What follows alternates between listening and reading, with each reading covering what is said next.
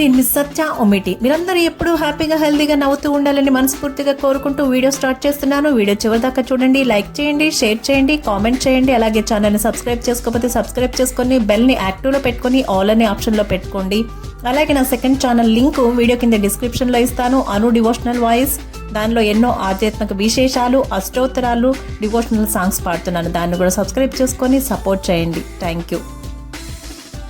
పిల్లకోతి బడాయి అనే నీతి కథను ఈరోజు మనందరం కూడా విందాం. అనగనగా ఒక గ్రామము. ఆ గ్రామం పేరే దేవగిరి.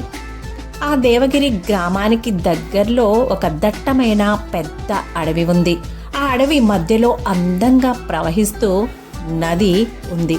ఆ నదికి చుట్టుపక్కల అటు ఇటు కూడా పెద్ద పెద్ద గుబురుగా పెరిగినటువంటి చెట్లు ఉన్నాయి. ఆ చెట్లనే నివాసంగా ఏర్పరచుకొని కొన్ని కోతుల సమూహం నివసిస్తూ ఉండేవి. ఎంతో హాయిగా కాలం గడుపుతూ ఉండేవి.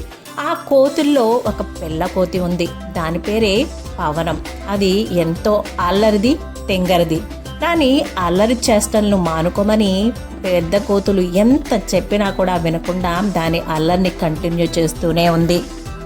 నదికి ఒకవైపు ఉన్నటువంటి చెట్టు మీద నుంచి మరొక వైపు ఉన్న చెట్టు మీదకు దూకుతూ ఉండేది. ఆ ఆట ఎంతో ప్రమాదకరమని మిగతా కోతులన్నీ కూడా ఎంత హెచ్చరించినా వారించినా అస్సలు వినిపించుకునేది కాదు. అలా రోజులు గడిచే కొద్దీ ఒకసారి ఆ పిల్ల కోతి అలాగే గెంతుతూ నదిలో పడిపోయింది. ఈత రాకపోవడంతో గట్టిగా అరవసాగింది. కోతులు చూస్తూనే ఉన్నాయి. అయినా కూడా ప్రవాహంలోకి దూకే సాహసం ఏవీ చేయలేదు. ఇంతలో ఆ నీళ్లలోనే ఉన్నటువంటి ఒక పెద్ద చాప పిల్లకోతి పవనాన్ని వీపు మీద ఎక్కించుకొని, ఈత రానప్పుడు ప్రమాదకరమైన ఆటలు ఎందుకు ఆడడం అని హెచ్చరించింది. నాకు ఈత రాదని ఎవరు చెప్పారు?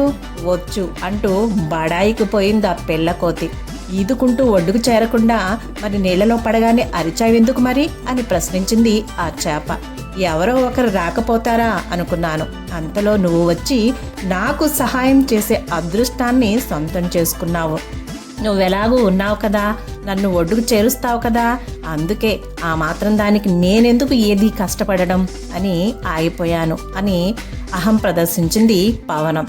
సహాయాన్ని పొందుతూనే దాన్ని తక్కువ చేసి మాట్లాడడం చాపకి కోపం తెప్పించింది. దాంతో ఒక్కసారిగా పవనాన్ని నీళ్లలో పడేసి వెళ్ళిపోయింది. వరదలో కొంత దూరం కొట్టుకుపోయి ఓ బండరాయి ఆసరా తీసుకుని ఊపిరి పీల్చుకుంది బడాయి పిల్లకోతి పవనం. అలా ఎన్నో తంటాలు పడి ఎలాగలా కోతులు గుంపుని చేరుకుంది. అహంకారంతో ఈత వచ్చినట్లు చెప్పి నా ప్రాణం మీదకు తెచ్చుకున్నాను. ఇప్పటి నుంచి మీ మాట వింటూ బుద్ధిగా ఉంటాను అంటూ తలదించుకుంది పిల్లకోతి పవనం. విన్నారు కదండి, సహాయం పొందుతూనే దాన్ని గుర్తించకుండా కృతజ్ఞతలు తెలపకుండా అహంకారంతో వ్యవహరించడం ఒక తప్పైతే, ఈత రాకపోయినా కూడా వచ్చు అని బడాయి కబుర్లు చెప్పడం మరొక తప్పు. అన్నిటికన్నా మించిన మరొక తప్పు ఏంటో తెలుసా? పెద్దల మాట సర్ది అన్నం మూట అంత మేలు చేస్తుందని మరిచిపోయి పెడచెవిని పెట్టి ప్రమాదకరమైనటువంటి ఆటలో పెద్దలు చెప్తున్నా వినకుండా ఆడడం.